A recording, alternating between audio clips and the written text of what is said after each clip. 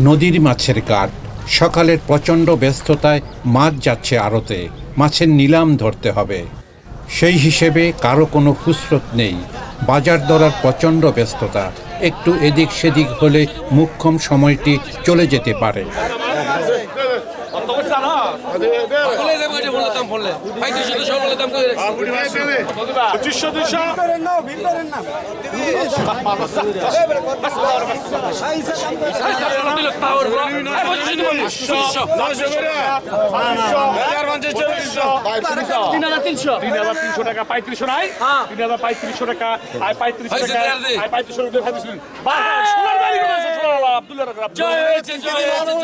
তোমার